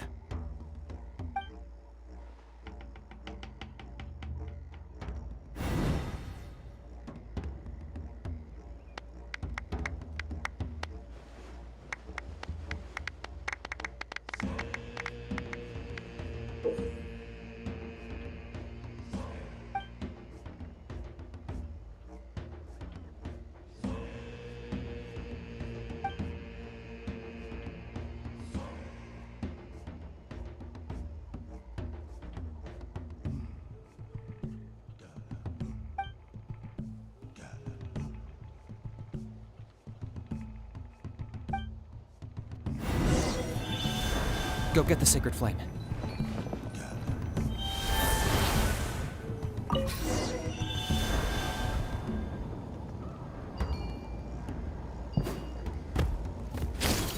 Nicely done.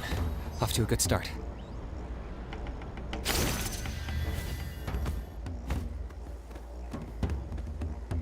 Great stuff.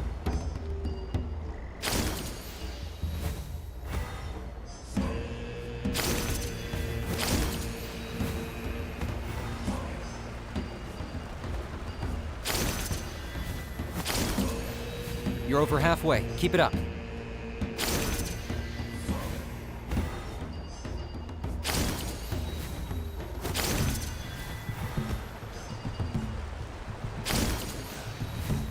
Impressive. Just one more to go.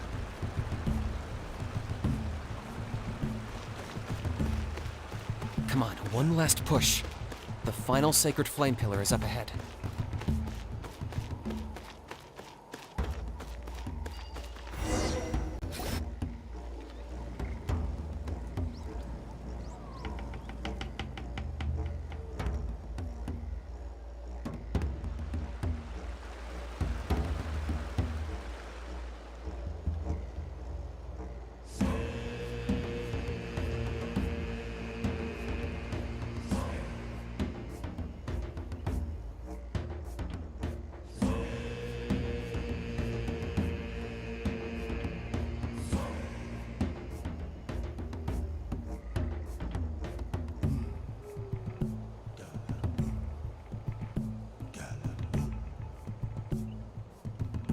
Great. All the pillars are alight. Next, it's down into the canyon and head for the Mountain King's cave.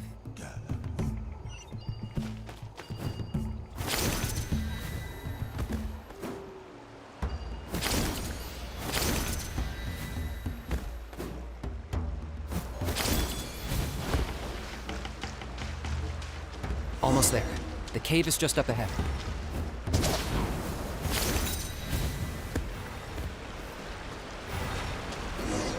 The Abyss presence is growing strong.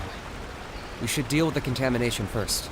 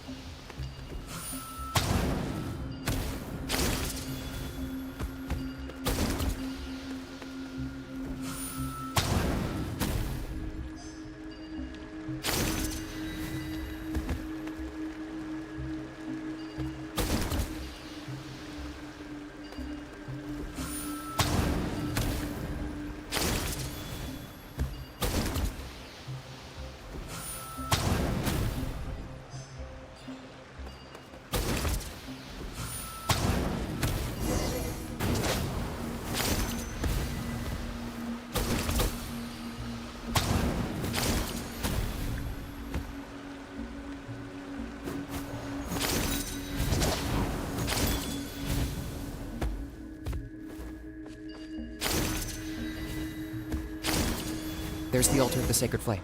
Remember, light up the torches around it first.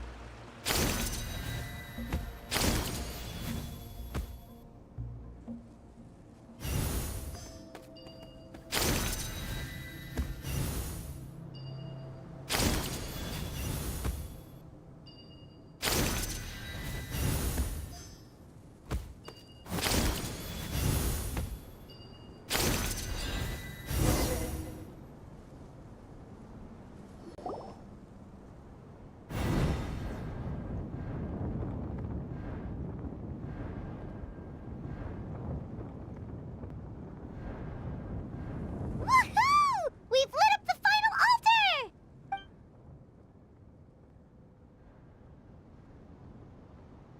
That's the Mountain King up ahead, right? That's him. Kangamato, king of the Yumkasaurs from 500 years ago. He's very powerful. Paimon can tell. He is huge. Let's tread carefully. We don't want to wake him up. You've made it at last. You did even better than I expected. Traveler, now comes the final and most important step of the ceremony. Please use the power of the sacred flame to cleanse the Mountain King of abyssal filth. There's no need this time. Hmm? Such strong abyssal power. What is that thing? Kinich, what is the meaning of this?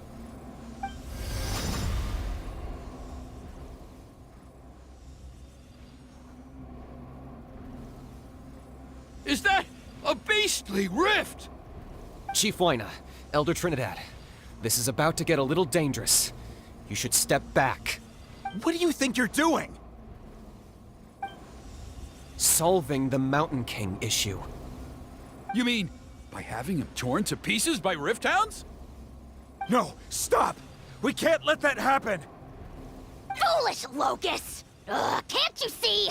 We're trying to shove your Locust King into the beastly rift! But... I'm sorry, Chief Wyna and Elder Trinidad. This is the only way. Can you promise me that no harm will come to the Mountain King? I can't guarantee it, but I'm fairly confident. Traveler, this is not what we agreed on. You must cleanse the Mountain King of every last trace of abyssal contamination. Okay, I see what this is. You've been in cahoots this whole time!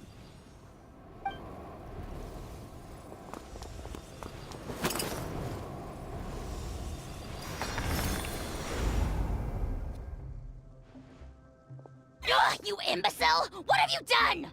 Oh no! The device is destroyed! You forced my hand. I had no choice. Elder Trinidad! What are you doing?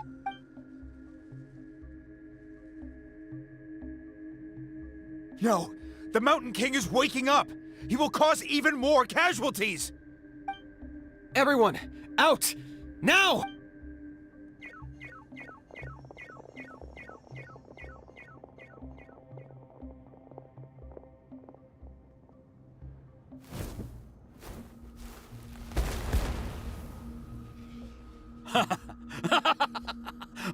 It seems there's only one way to awaken you all from your willful blindness. More sacrifices must be made.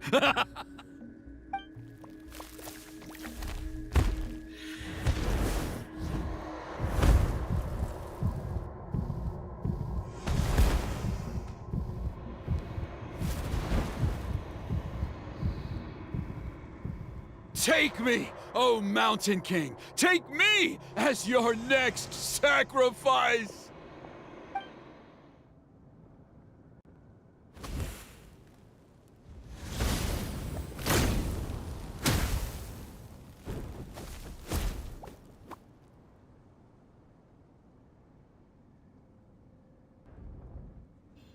Everyone's still outside.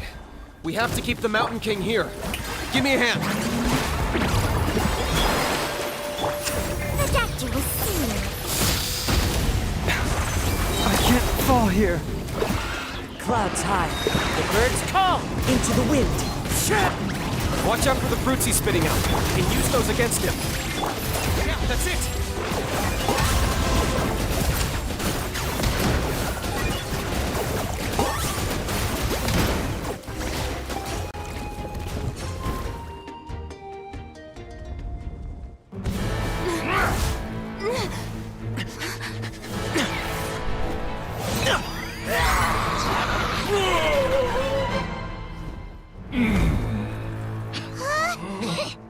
What do we do? We can't open the rift!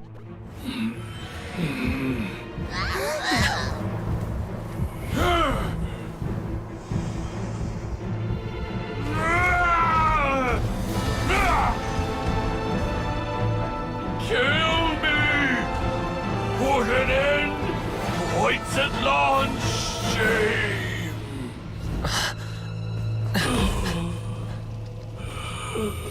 By past fuel and present flame, life marches ever on. Oh, Burkina, I must atone.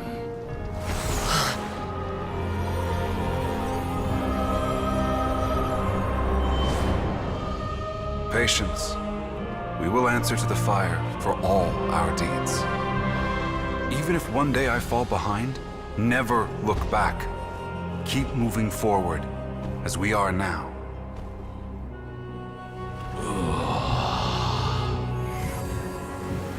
Live with your guilt and shame. This is the price to pay.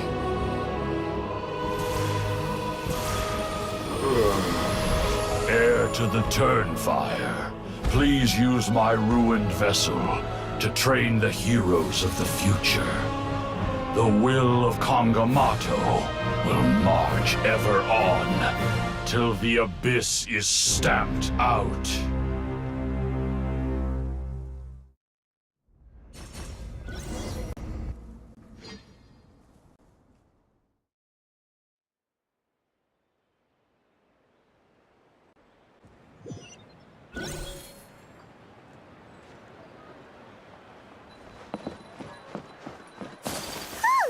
Pretty eventful day yesterday, huh?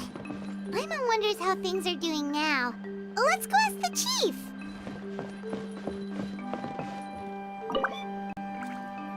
Traveler, you've come at just the right time. I have some good news for you. Trinidad's condition is stabilized. He suffered burns on much of his body, but we believe he'll survive. Guess that's the best news we could hope for. Paimon has to ask, is everyone in your tribe such a risk-taker?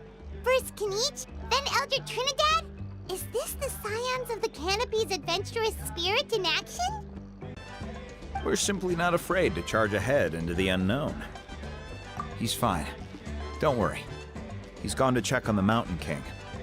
Something most mysterious has happened. After the incident yesterday, a transparent shell is formed around the Mountain King's body.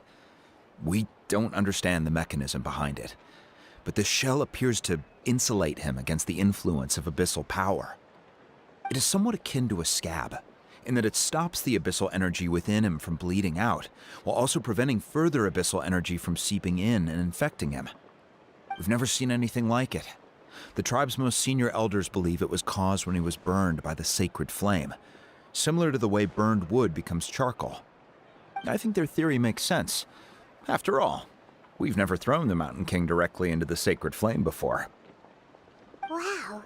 So it's made a barrier against abyssal energy? That's a good thing, right? It's practically a miracle from what we've seen of it so far. It means that the Mountain King's level of abyssal energy is now stable.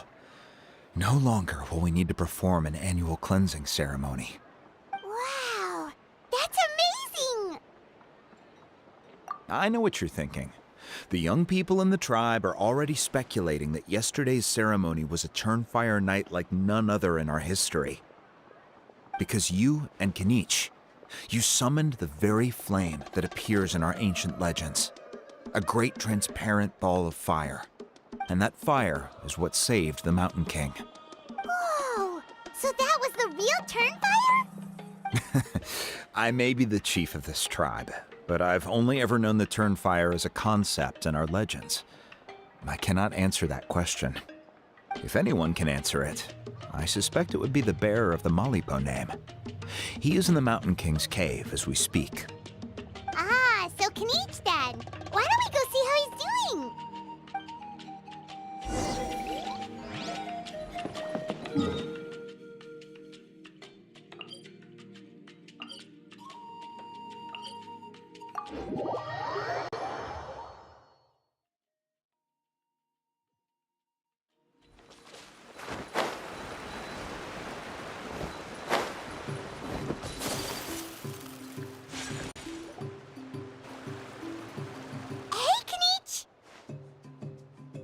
Hey yourselves. You two doing okay after yesterday? We were gonna ask you the same question. You scared Paimon half to death when you rushed into the fire. Sorry, I couldn't just stand and watch the Mountain King get burned alive. So you thought you'd try and extinguish the sacred flame with Dendro? Or is that an attempt to make the almighty Dragon Lord Kahulahow die of laughter?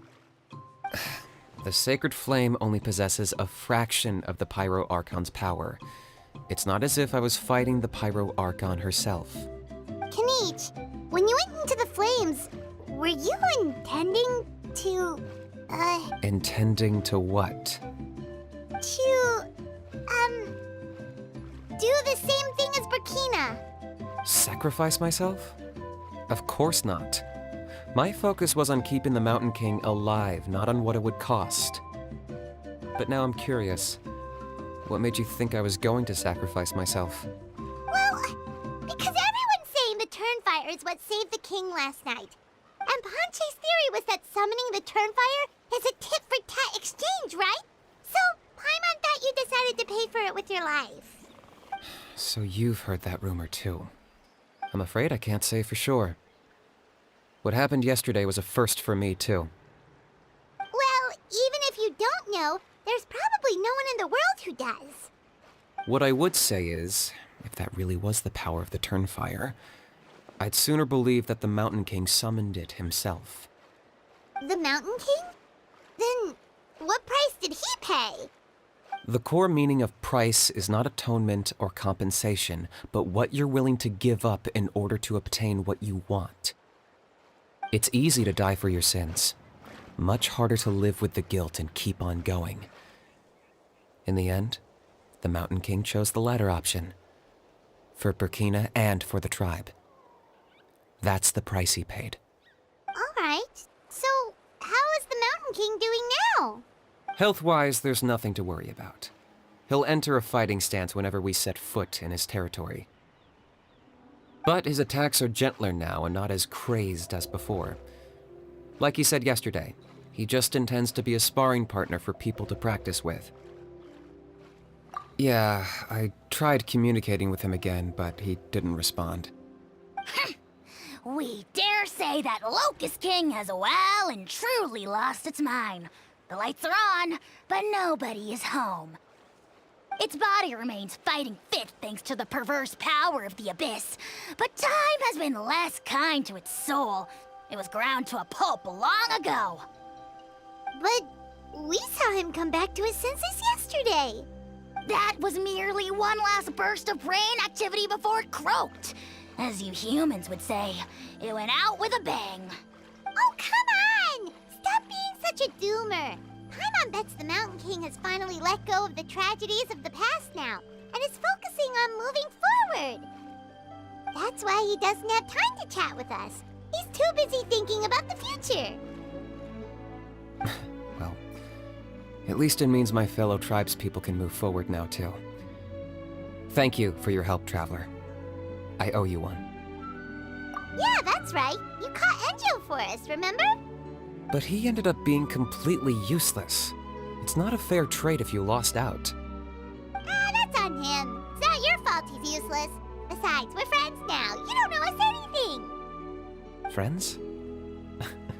But your friendship is an even more valuable gift. I can't in good conscience accept it for free.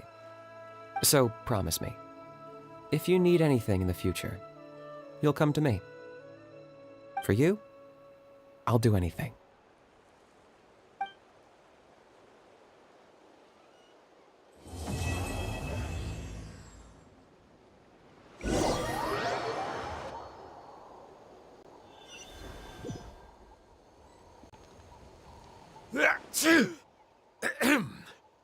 So, in the end, only poor little Huni got the sad ending? Yeah, everyone's happy except me. First Nana, then my dad. Why does everyone in my family have to suffer? Huni, it'll be okay. Your dad will get better soon. Toba, you're my friend, so I shouldn't say this to your face. But it was all the Mountain King's fault. Huh?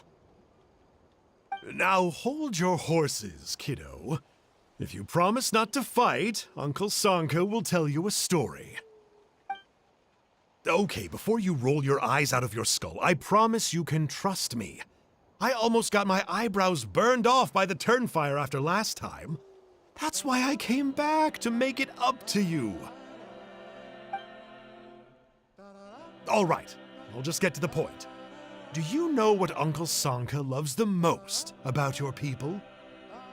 What? Your extreme sports. Huh? On my first day here, I got hit by someone falling out of the sky. I believe you call it bungee jumping? It's a dangerous sport, to be sure, but the courage it took to make the jump impressed the heck out of me. So, I introduced myself to the jumper, we made friends, and I even helped treat her wounds. Oh, such a nice friend. Of course. Anyway, the good times didn't last, because I got captured by a powerful foe, so we had to part ways for a while. In the hands of the enemy, I was scorned, scolded, and nearly given away as a gift. Oh, it was so humiliating. A horrible experience to look back on. Why does Uncle Sanka always have to suffer, I thought. So I feel your pain, Huni. I was in the same position. But in the end, I made it through, and I left all of those painful memories in the past. I even managed to reunite with my friend. Is that it? The moral of the story is to look forward in life, right? Yeah, we've heard that one millions of times. Sorry, Uncle Sanka, but you're not cut out to be a teacher. Very smart, Huni, but not quite smart enough.